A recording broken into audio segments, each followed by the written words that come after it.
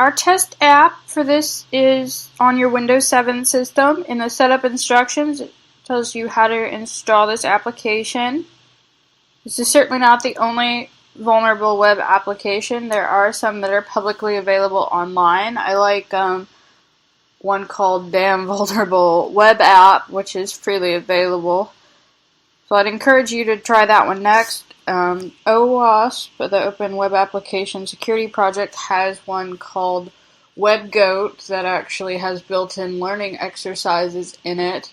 That's a good one for beginners as well. And there's several others, so if you want to continue with websites, I encourage you to try some of those. They probably have a few more vulnerabilities than this one. This is just kind of a specific application that I actually inherited. Wasn't even mine originally, but it has a lot of the major issues in it. Alright, so it is at book service on your Windows 7 box, so it should look something like this. If you don't see the books and stuff, then the database isn't set up correctly, so a lot of what we're going to do isn't going to work. So go back and check your setup instructions until you can get it to look like this. It has install scripts and everything, so it should be pretty straightforward if you follow the instructions. If you're like me, you tend to skip steps, and sometimes things don't work. So what we're going to do here is we're mainly going to do manual analysis. I find that there's not really any products that do as good a job as I would like just doing vulnerability scanning for custom web applications, and that's just given the nature of custom web applications. Anybody can build an application, and it's really hard to make checks that'll check everything regardless of what the content is. So we will look at some automated scanning, but mainly we'll do things manually. I do use some scanners that are expensive on some of my jobs, things like Acunetics, WebInspect, things like that. I mean, just depending on what software my client that I'm working for has, generally, because those things are pretty pricey for the little tester like me. But I do use those just as a base, and then do my manual testing from there. But I'm not going to have you download like Acunetics or anything. But if your company or school has products like that, I encourage you to get familiar with them. We're going to use my favorite proxy called Burp Suite, and that's not good. How about Java Burp Suite? Exception in main.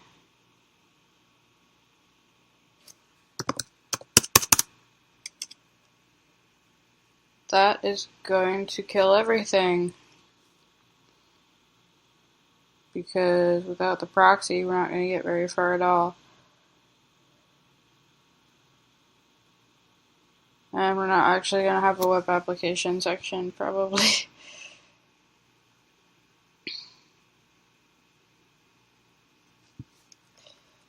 Java burp suite.jar. Locate burp suite.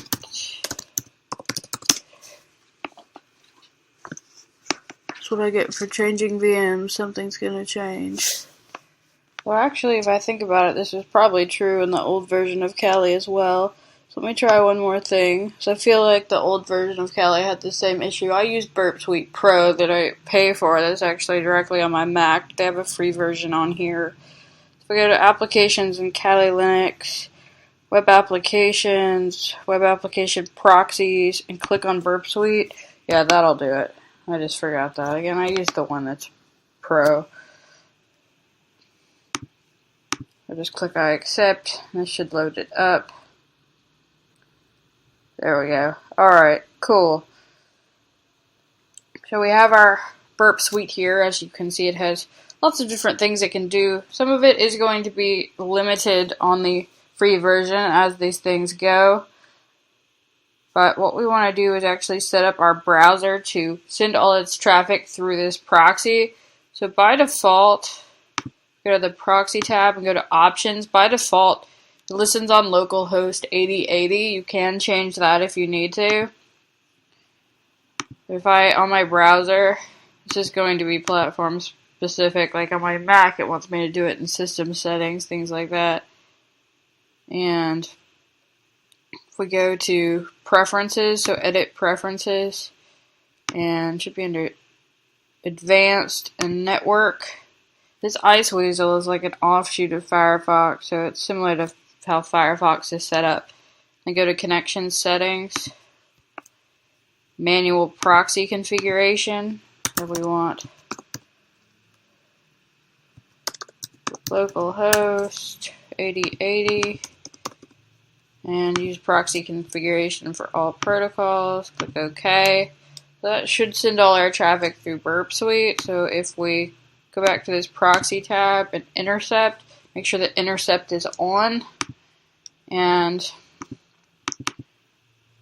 I'll just click enter again on this so it'll reload the page. So we should see Burp Suite light up. And it says get book service http:/1.1. So we're getting the main page of this application. So we can make changes to this, though there's not really anything we want to change here. When we're done with it, we can say forward, and that'll forward it onto the browser. So for instance, where does it have it where we can log in? Or how about, let's click login here. And forward. So get book service login.aspx. It's going to take us to a new page. And if we do new user and forward that. If I put in username georgia@bulbsecurity.com, password is a bad password. Oh, well, georgia@bulbsecurity needs to be my email. I click go. It gets called, so it catches our post requests as well. So if we break it down by parameter here, we can actually see the values that are being sent. Make this a little bit bigger. So we see Georgia password and georgia@bulbsecurity.com. So if I change password to password 1, so I change it in my proxy. The server hasn't seen it yet, so every change I make in the proxy, that's what the server is going to see. So if I send this in, George's password will be password 1, regardless of the fact that originally I put in password.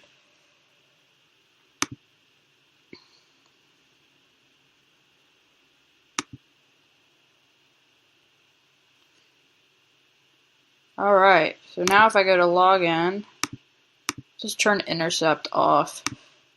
Once I'm done intercepting things, I can just turn it off. So if I do Georgia and password 1, make sure I put in the same password that I did through the proxy. That logs me in just fine. So proxy's nice for like seeing the raw traffic, any hidden fields, manipulating the traffic, which may come in handy for us in some cases, as we'll see. So additionally, some basic things that we can do here.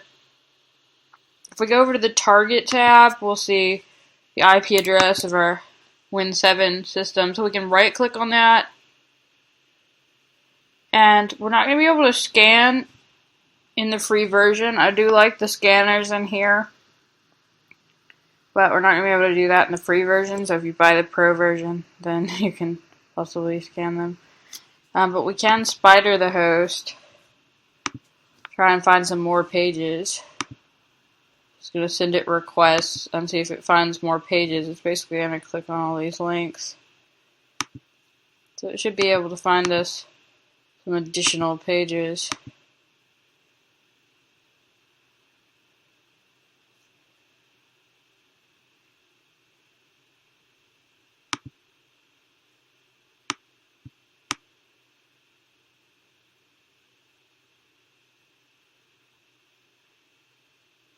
We could put in the,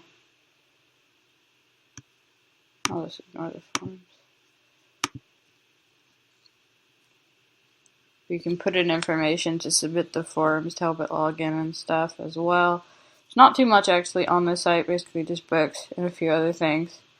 But so that's the basics on our burp suite. We do, of course, have the scanner, but basically it doesn't do anything in the free version, that looks like. Yeah. Burp Intruder, what this is going to do is this allows us to do password guessing and otherwise send different options automatically into web forms. We can give it like payload lists and set up different ways of doing it. Like there's different options that you can do.